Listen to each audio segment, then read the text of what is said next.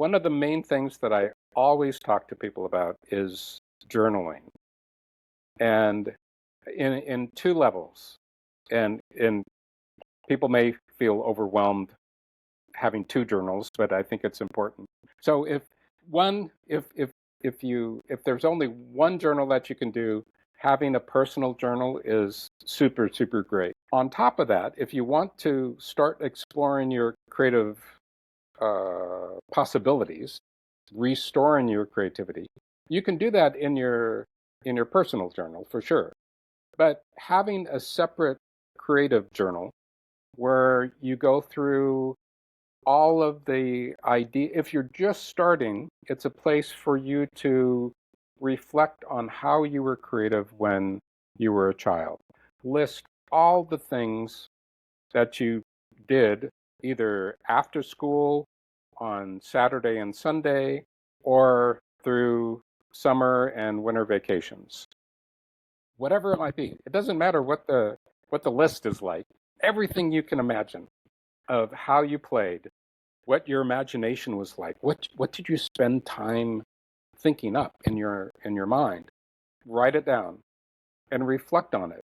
After you get a list, let's say you did play with blocks as an example. Well, what did you build when you played with blocks? Did you do it just by yourself or did you do it with friends? Did the blocks then evolve into Legos and then building things outside? How did that what were the feelings like? What were you thinking about? And that's going to lead you into places about creativity that would be unnoticed if you weren't spending some time sitting and just thinking about it. And people are very busy. Even 5 minutes in the morning or 5 minutes, at some point during your day when you just have a little bit of time, pull out your creativity journal, make something special about the cover of it, paste something on, glue something onto it, or just draw on it, or whatever it might be, just so it has a little different vibe. And then jot things down for 5 minutes.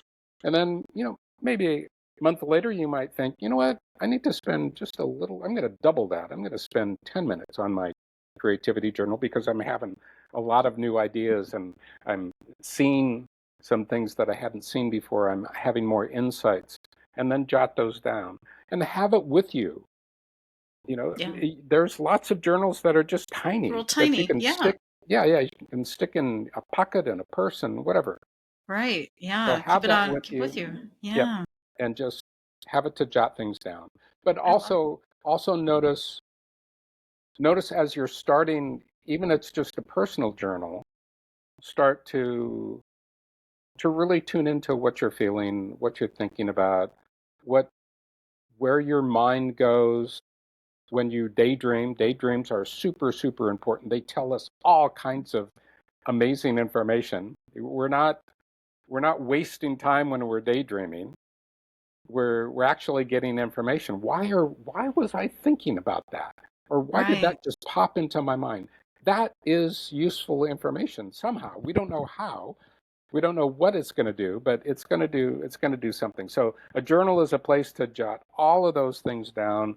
It's a external memory, so to speak, which is I Right. think it's super useful for folks. I have my journal here with me. It's always around, always ready for jotting Yeah. things down.